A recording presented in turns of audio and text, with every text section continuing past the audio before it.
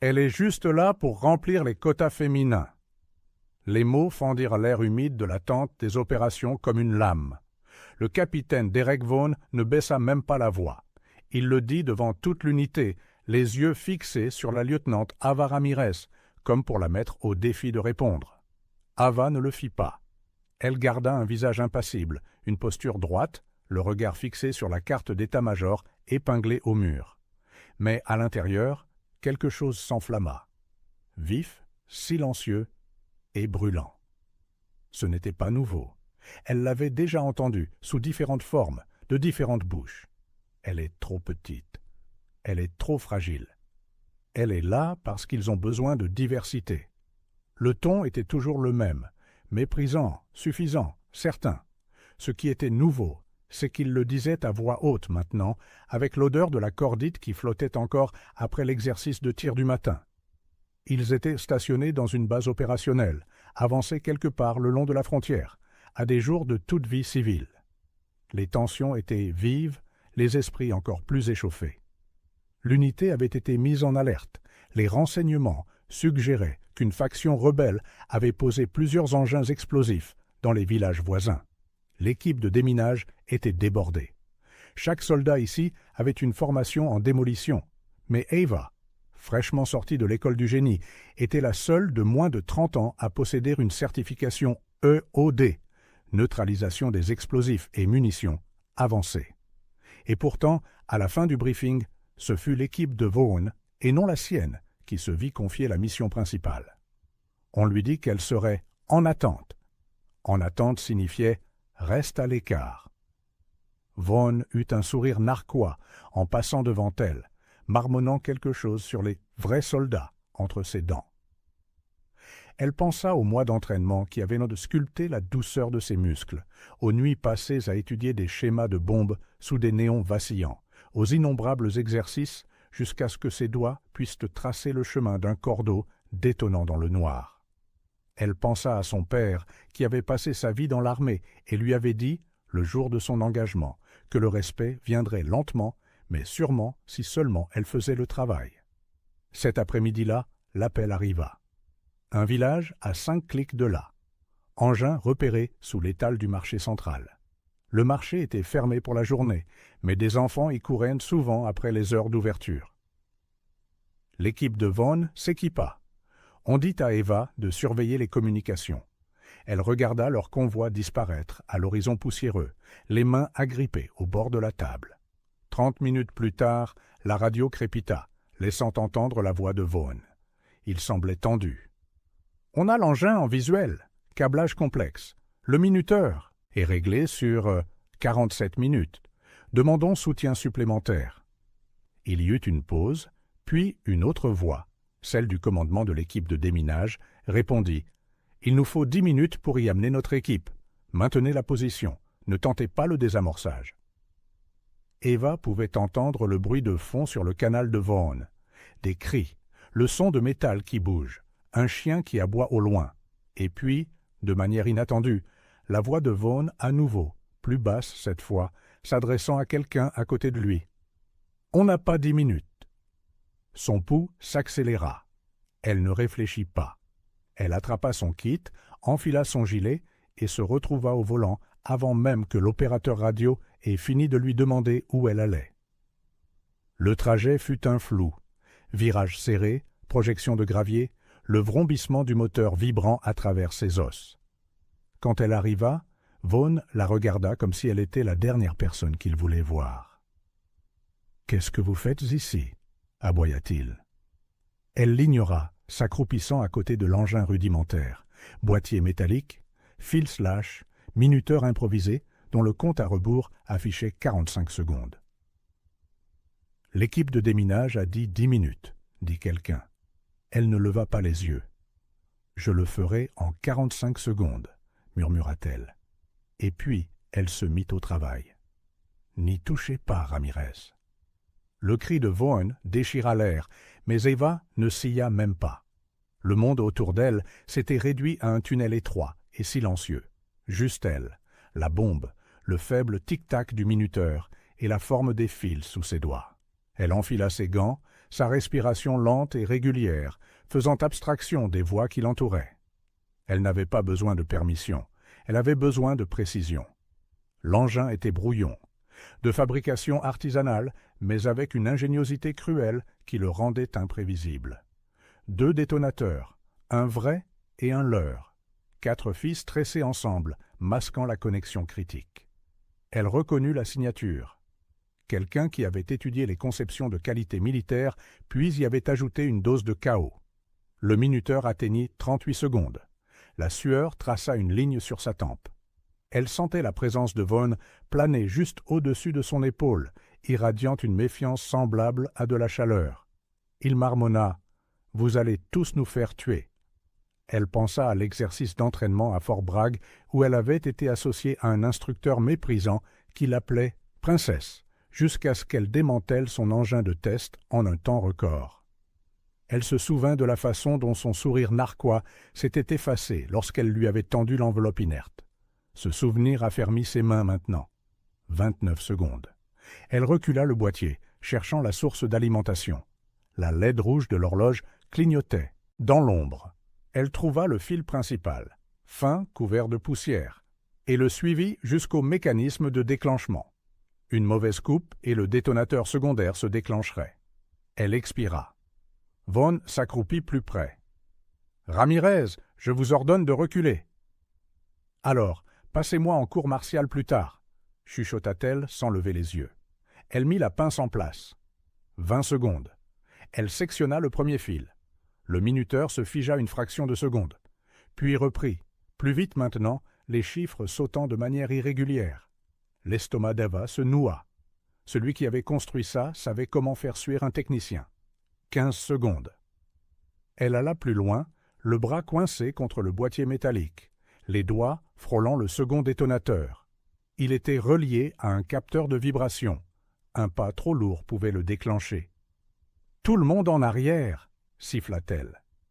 Pour une fois, ils écoutèrent. Le cercle autour d'elle s'élargit. Son esprit se rétrécit.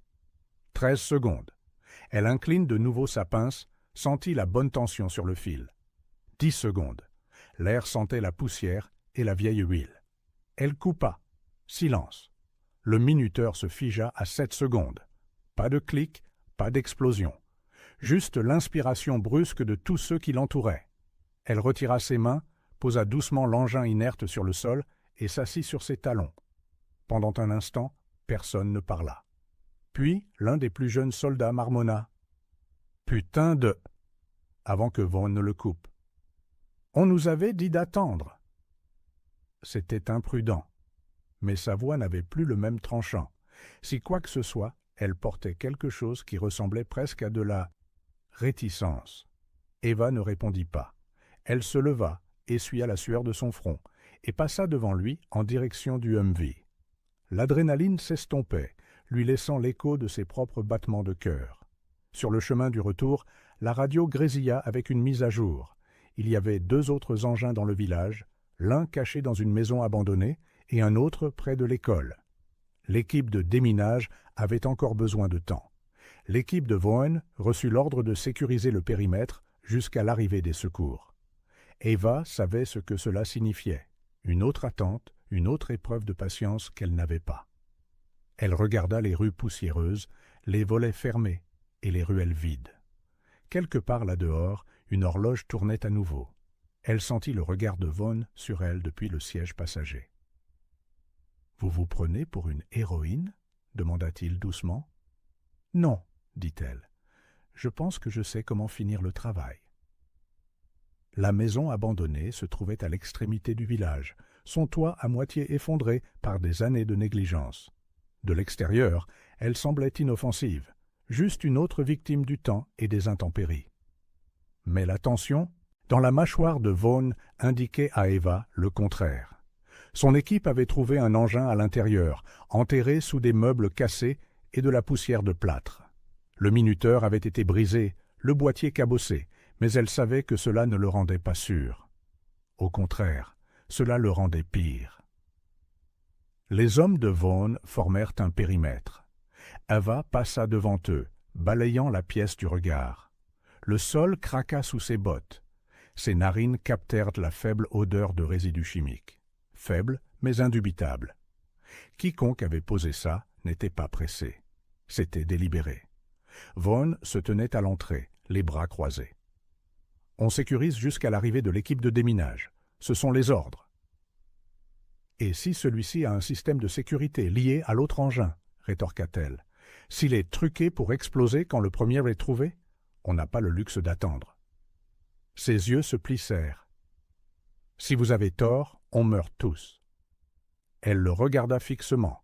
« Si j'ai raison et qu'on attend, l'école explose avant même que votre équipe de déminage n'arrive. » Pendant un long moment, aucun ne bougea. Puis il s'écarta. « C'est votre décision, lieutenant. Vous y touchez, vous en assumez la responsabilité. » L'engin était enterré sous un pied de table éclaté et des couches de poussière. Eva s'agenouilla, balayant les débris avec des gestes lents et délibérés. Le métal était chaud au toucher, juste assez pour lui dire que le circuit était sous tension. Elle suivit le câblage, repérant le même tressage chaotique que celui de l'engin du marché. Même fabricant, même intention cruelle. Mais cette fois, elle trouva autre chose, une plaque de pression en dessous, cachée sous un mince panneau de bois. Il n'était pas seulement réglé pour détonner, il était réglé pour punir la curiosité. Un mauvais soulèvement, et la pièce deviendrait un cratère. Elle sentit le poids de la décision peser sur ses épaules. La voix de son père lui revint en mémoire. Ne confonds jamais l'immobilité avec la sécurité. Elle ajusta sa position, glissant une main sous le bord du boîtier, tandis que l'autre tenait la pince. Le circuit n'était pas simple. Il y avait des redondances, de minuscules boucles, destinées à tromper les imprudents. Elle pouvait presque entendre la patience moqueuse du poseur de bombes dans la façon dont il avait été assemblé. Les minutes passèrent en silence, rompues seulement par le rythme lent de sa respiration. La sueur perla à la racine de ses cheveux. Puis, un léger clic métallique, un son qu'elle seule sembla remarquer. Son pouls s'emballa. Elle se figea. Le capteur de vibration. Il s'était armé. « Dehors, dit-elle sèchement. Maintenant. » Les hommes hésitèrent, jetant un coup d'œil à Vaughn, qui fit un signe de tête vers la sortie. Seule maintenant, elle laissa la tension s'écouler de ses épaules, se concentrant sur les plus petits détails. Le poids du fil, le mordant du tranchant de la pince, le faible bourdonnement du circuit. Elle coupa le premier fil. Rien, coupa le second. Un faible sifflement alors que le courant se dissipait. Elle appuya sur la plaque de pression avec la paume de sa main et fit glisser l'engin sur le côté, l'éloignant du point de déclenchement. Quand elle sortit, l'engin à la main, Vaughn la regarda comme s'il la voyait pour la première fois. « Vous avez envie de mourir, Ramirez ?»« Non, dit-elle, croisant son regard. « J'ai un travail à faire. » Avant qu'il ne puisse répondre, la radio s'enflamma à nouveau. Le troisième engin, près de l'école, avait été localisé. Celui-ci n'était pas stationnaire. Il était à l'intérieur d'un camion de livraison, garé à seulement 30 mètres de la clôture de la cour de récréation. Le visage de Vaughn se crispa. L'équipe de déminage est encore à 15 minutes. Eva était déjà en mouvement. Alors on en a 14 de trop. La cour de l'école était étrangement silencieuse. Le vent faisait grincer la balançoire rouillée, un son presque enfantin sans les véhicules militaires qui flanquaient l'entrée. Le camion de livraison était à l'ombre d'un mur en ruine, ses portes arrière bien fermées. Un faible tic-tac flottait dans l'air, à peine audible, mais impossible à ignorer, une fois qu'on l'avait entendu. Eva s'approche lentement, cherchant des signes d'effraction. Les serrures des portes arrière étaient intactes, mais des marques d'outils fraîches lui indiquèrent qu'elles avaient été ouvertes récemment. Vaughn la rejoignit, son fusil bas, mais prêt. « Si ça saute, dit-il d'un air sombre, tout le pâté de maison y passe, y compris l'école. » Elle s'accroupit près du côté conducteur, repérant le câblage qui partait de sous le tableau de bord vers la soute. Son estomac se serra. Quiconque avait installé ça avait du talent. Le câblage n'était pas bâclé. Il était méticuleux. Pas de tresse chaotique cette fois. Celui-ci se voulait propre, invisible. Les deux premiers engins étaient des diversions. Ceux-ci étaient la véritable cible. À travers la clôture, elle pouvait voir le bord de la cour de récréation. Un ballon de football de garçon gisait abandonné dans la terre. Elle imagina de petits pieds le poursuivant, des rires résonnant sur les murs. Elle chassa cette pensée et se concentra sur la tâche. « On peut essayer de le remorquer plus loin », suggéra Vaughn. Elle secoua la tête. « Il y a probablement un capteur de choc. Un mauvais mouvement et ça détonne. » Il expira brusquement. L'équipe de déminage dit qu'ils sont à 5 minutes. « Trop long. » Sa voix était plate, certaine. Ce n'est pas un problème de compte à rebours. C'est un problème de déclenchement. Elle grimpa dans la cabine, se glissant sur le siège du conducteur. L'odeur de carburant rassis et de poussière emplit ses narines. Ses yeux balayèrent le tableau de bord, le sol, les bords du siège, jusqu'à ce qu'elle le voie. Une petite boîte noire boulonnait sous la colonne de direction. Un seul fil entrant dans le tableau de bord. Sa poitrine se serra. Déclencheur à distance, probablement à courte portée. Si le poseur de bombes était encore dans le village, il pouvait être en train de regarder, d'attendre. Eva sortit son kit de son gilet, ses mains se déplaçant avec un rythme exercé. Elle coupa le signal, le mettant à la terre, avant qu'il ne puisse transmettre. Pas de bip, pas de flash, juste le silence. Elle sortit de la cabine, faisant signe à Vaughn de l'aider avec les portes arrière. Quand ils les ouvrirent, la vue à l'intérieur leur coupa le souffle à tous les deux. Pas un engin, mais 3, tous liés. Chacun avec son propre minuteur, mais tous câblés à un détonateur principal monté sur le châssis. Les minuteurs affichaient des chiffres différents, mais peu importait. Si l'un d'eux atteignait 0, les autres exploseraient instantanément. Elle s'agenouilla, les genoux pressés dans la terre chaude, et commença à travailler sur le câblage depuis le détonateur principal vers l'extérieur. La sueur dans son dos était froide maintenant. La logique du système était serrée, trop serrée pour se précipiter. Elle coupa l'alimentation du premier détonateur, vérifia le principal, toujours armé. Deuxième alimentation. Les minuteurs se figèrent une fraction de seconde, puis reprirent. Elle sentit son pouls marteler dans ses oreilles. Ses doigts travaillaient plus vite, la mémoire et l'instinct la guidant à travers chaque connexion. Quand elle atteignit le dernier détonateur, son souffle se bloqua. Le fil était effiloché, les brins tenant à peine ensemble. Un mauvais mouvement et le courant pourrait former un arc. Elle stabilisa sa pince, expira lentement et coupa. Les minuteurs s'éteignirent. Le monde sembla expirer avec elle. La main de Vaughn se posa sur son épaule.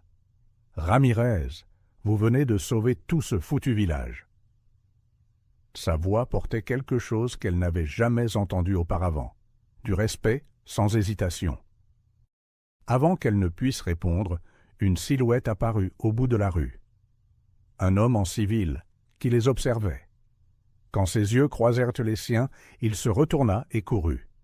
Les muscles d'Eva se tendirent. Qui qu'il soit, ce n'était pas un simple passant. Vaughn suivit son regard.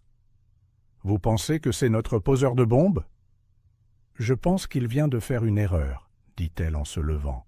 « Et je n'ai pas encore fini. » Ils attrapèrent l'homme 2 rues plus loin, coincé dans une ruelle entre une boulangerie et une boutique de tailleur fermée. Il ne résista pas, se contentant de fixer Ava avec un léger sourire pendant que les soldats lui passaient les mains dans le dos. Le genre de sourire qui disait qu'il savait à quel point il était passé près. Les villageois sortirent prudemment de leur maison, attirés par le bruit. Les parents serraient leurs enfants, les yeux allant des soldats armés à l'homme ligoté. Des murmures parcoururent la foule. Ava se tenait à quelques pas, ses gants encore striés de poussière et d'huile, son pouls encore irrégulier après le désamorçage. Vaughn s'approcha, une radio accrochée à son gilet. « L'équipe de déminage vient de confirmer. Chaque engin a été câblé par la même main. Vous aviez raison depuis le début. » Il marqua une pause, son regard croisant le sien d'une manière qu'il ne l'avait jamais faite auparavant. « Vous avez mon respect, Ramirez. Plus que ça, vous avez celui de toute l'unité. » Les mots n'effaçaient pas les mois de doute, les regards de côté, les blagues désobligeantes. Mais il comptait, non pas parce qu'elle avait besoin de l'approbation de Vaughn, mais parce que les hommes et les femmes qui l'avaient vu travailler aujourd'hui, l'avaient vu risquer sa vie sans hésitation, s'en souviendraient. Une des villageoises s'avança, une femme âgée aux rides profondes autour des yeux. Elle dit quelque chose dans une langue qu'Eva ne comprenait pas, mais le ton était sans équivoque. La gratitude. La femme pressa un petit bracelet tissé dans la main d'Ava avant de se retirer dans la foule. Alors que le poseur de bombes était emmené, des journalistes d'une ville voisine arrivèrent. La nouvelle avait voyagé vite. Les appareils photo cliquetaient, les questions fusaient. Vaughn commença à les repousser, mais un journaliste s'avança, désignant Eva. Est-il vrai qu'elle a désamorcé 3 bombes en une seule journée? Vaughn hésita, puis s'écarta. Demandez-lui vous-même. Eva n'était pas du genre à faire des discours, mais elle s'avança quand même devant les microphones, le bracelet tissé toujours à la main.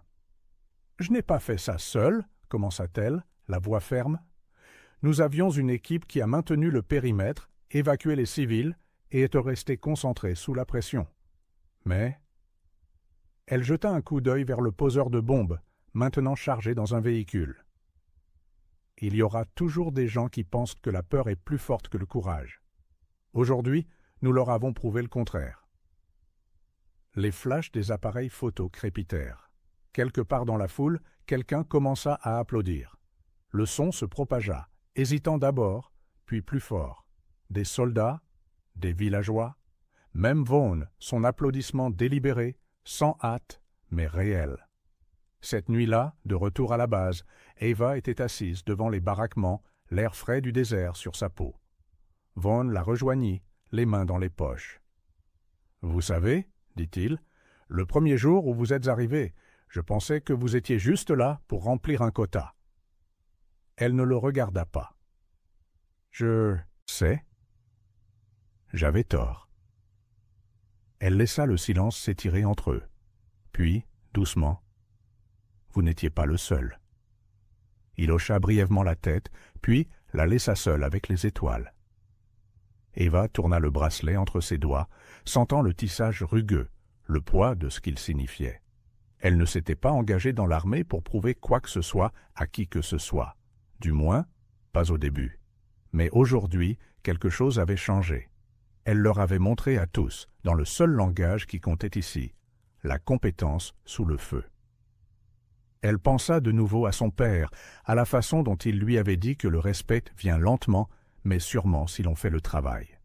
Peut-être avait-il eu raison, ou peut-être que parfois il fallait le prendre. Le village dormirait en sécurité cette nuit. L'école rouvrirait, et la prochaine fois que quelqu'un la regarderait, en voyant juste là parce qu'ils ont besoin de plus de femmes, elle se souviendrait de la chaleur du détonateur dans ses mains, du clic final du fil coupé, et du son de toute une foule réalisant exactement qui elle était.